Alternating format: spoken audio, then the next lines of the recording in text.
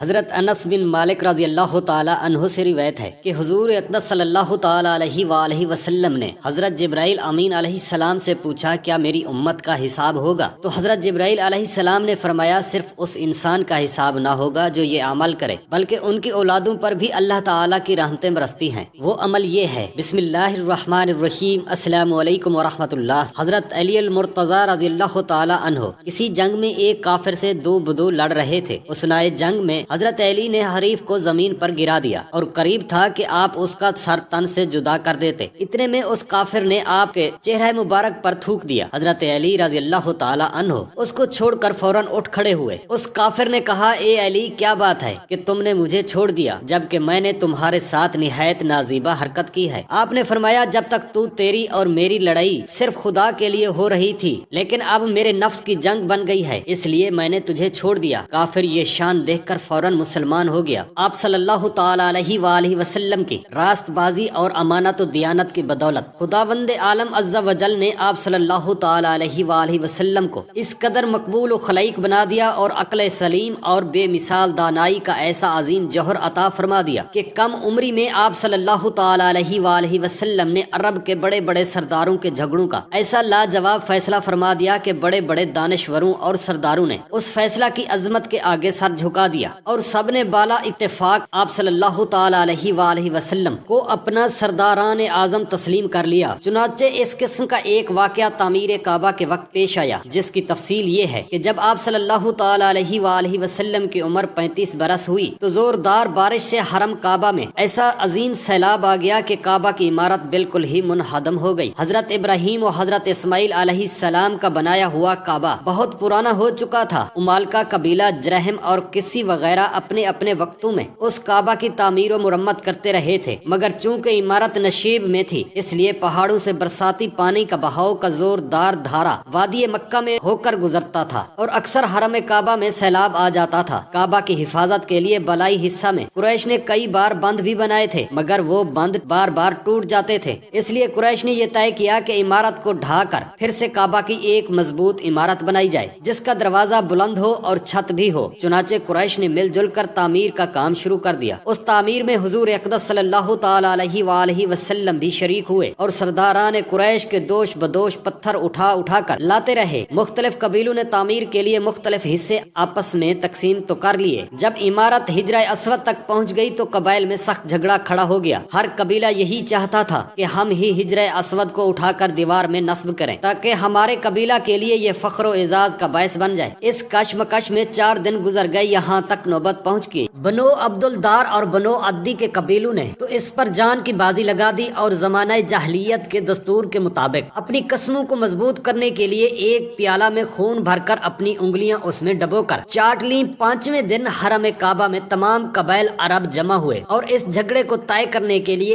ایک بڑے بوڑھے شخص نے یہ تجویز پیش کی کہ کل جو شخص صبح سویرے سب سے پہلے حرم کعبہ میں داخل ہو، یعنی فیصلہ ساز مان لیا جائے، وہ جو فیصلہ کر دے سب اس کو تسلیم کر لیں۔ چنانچہ سب نے یہ بات مان لی۔ اللہ تعالیٰ کی شان کہ صبح کو جو شخص حرم کعبہ میں داخل ہوا وہ حضور اقدس رحمت عالم نور مجسم صلی اللہ تعالی علیہ وآلہ وسلم ہی تھے۔ آپ کو دیکھتے ہی سب پکار اٹھے کہ واللہ یہ امین ہے، لہٰذا ہم سب ان کے فیصلہ پر راضی ہو جائیں گے۔ آپ صلی اللہ تعالی علیہ وآلہ وسلم نے اس جھگڑے کا اس طرح تصفیہ فرمایا کہ پہلے آپ صلی اللہ علیہ وسلم نے یہ حکم دیا کہ جس قبیلہ کے لوگ حجر اسود کو اس کے مقام پر رکھنے کے مدعی ہیں ان کا ایک ایک سردار چن لیا جائے۔ چنانچہ ہر قبیلہ والوں نے اپنا اپنا سردار چن لیا۔ پھر حضور اقدس صلی اللہ تعالی علیہ وآلہ وسلم نے اپنی چادر مبارک کو بچھا کر حجر اسود کو اس پر رکھا اور سرداروں کو حکم دیا کہ سب لوگ اس چادر کو تھام کر مقدس پتھر کو اٹھائیں۔ چنانچہ سب سرداروں نے چادر کو اٹھایا اور جب حجر اسود اپنے مقام تک پہنچ گیا تو حضور اقدس صلی اللہ تعالی علیہ وآلہ وسلم نے اپنے متبرک ہاتھوں سے اس مقدس پتھر کو اٹھا کر اس کی جگہ پر رکھ دیا۔ اس طرح ایک ایسی خون ریزی لڑائی ٹل گئی جس کے نتیجہ میں نامعلوم کتنا خون خرابہ ہونا تھا۔ خانہ کعبہ کی عمارت بن گئی، لیکن تعمیر کے لیے جو سامان جمع کیا گیا تھا وہ کم۔ ایک دن آپ صلی اللہ تعالی علیہ وآلہ وسلم غار حرا کے اندر عبادت میں مشغول تھے کہ بالکل اچانک غار میں آپ صلی اللہ تعالی علیہ وسلم کے پاس ایک فرشتہ ظاہر ہوا۔ یہ فرشتہ حضرت جبرائیل علیہ السلام تھے جو ہمیشہ خدا عز و جل کا پیغام اس کے رسولوں تک پہنچایا کرتے تھے۔ فرشتے نے ایک دم کہا کہ پڑھیے۔ آپ صلی اللہ تعالی علیہ وسلم نے فرمایا کہ کہ میں پڑھنے والا نہیں ہوں۔ فرشتہ نے آپ صلی اللہ تعالیٰ علیہ وسلم کو پکڑا اور نہایت گرم جوشی کے ساتھ آپ صلی اللہ تعالیٰ علیہ وسلم سے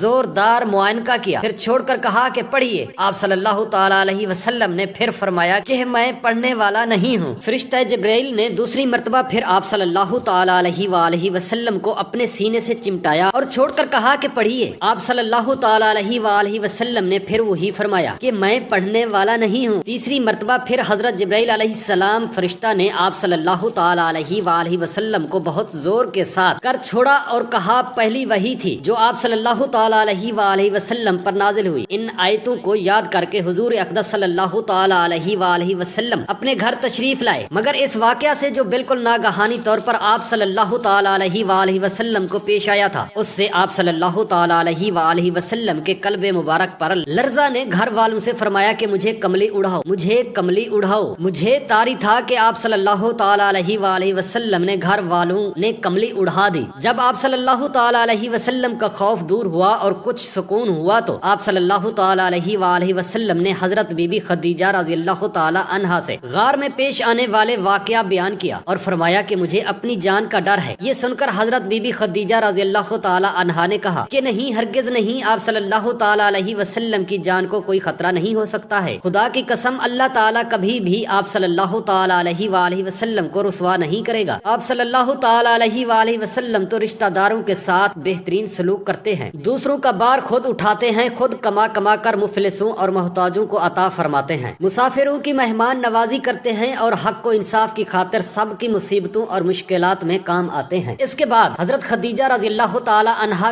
آپ صلی اللہ تعالیٰ علیہ وآلہ وسلم کو اپنے چچا کے پاس لے گئی۔ ورقہ ان لوگوں میں سے تھے جو زاد بھائی ورقہ بن نوفل کے پاس موحد تھے اور اہل مکہ کے شرک و بت پرستی سے بیزار ہو کر نصرانی ہو گئے تھے اور انجیل کا عبرانی زبان سے عربی میں ترجمہ کیا کرتے تھے، بہت بوڑھے اور نابینا ہو چکے تھے۔ حضرت بی بی خدیجہ رضی اللہ تعالی عنہا نے ان سے کہا کہ بھائی جان، آپ اپنے بھتیجے کی بات سنیے۔ ورقہ بن نوفل نے کہا کہ بتائیے، آپ صلی اللہ تعالی علیہ وسلم نے کیا دیکھا ہے؟ حضور صلی اللہ تعالی علیہ وآلہ وسلم نے غار ہرا کا پورا واقعہ بیان فرمایا۔ یہ سن کر ورقہ بن نوفل نے کہا کہ یہ تو وہی فرشتہ ہے جس کو اللہ تعالی نے حضرت موسیٰ علیہ السلام کے پاس بھیجا تھا۔ پھر ورقہ بن نوفل کہنے لگے کہ کاش میں آپ صلی اللہ تعالی علیہ وسلم کے اعلان نبوت کے زمانے میں تندرست اور جوان ہوتا۔ اور ورقہ بن نوفل کہنے لگا کاش میں اس وقت تک زندہ رہتا جب آپ کی قوم آپ صلی اللہ تعالی علیہ وسلم کو مکہ سے باہر نکالے گی۔ یہ سن کر حضور اقدس صلی اللہ تعالی علیہ وسلم نے تعجب سے فرمایا کہ کیا مکہ والے مجھے مکہ سے نکال دیں گے؟ تو ورقہ بن نوفل نے کہا جی ہاں، جو شخص بھی آپ صلی اللہ تعالی علیہ وسلم کی طرح نبوت لے کر آیا، لوگ اس کے ساتھ دشمنی پر کمر بستہ ہو گئے۔ اس کے بعد کچھ دنوں تک وہی اترنے کا سلسلہ بند ہو گیا اور حضور اقدس صلی اللہ تعالی علیہ وسلم وہی کے انتظار میں مضطرب اور بے قرار رہنے لگے، یہاں تک کہ ایک دن حضور اقدس صلی اللہ تعالی علیہ وسلم کہیں گھر سے باہر تشریف لے جا رہے تھے کہ کسی نے یا محمد صلی اللہ تعالی علیہ وآلہ وصحابہ وسلم کہہ کر پکارا۔ آپ صلی اللہ تعالی علیہ وسلم نے آسمان کی طرف سر اٹھا کر دیکھا تو یہ نظر آیا کہ وہی فرشتہ حضرت جبرائیل علیہ السلام جو غار میں آیا تھا آسمان و زمین کے درمیان ایک کرسی پر بیٹھا ہوا تھا۔ یہ منظر دیکھ کر آپ صلی اللہ تعالی علیہ وسلم کے قلب مبارک میں ایک خوف کی کیفیت پیدا ہو گئی اور آپ صلی اللہ تعالی علیہ وسلم مکان پر آ کر لیٹ گئے اور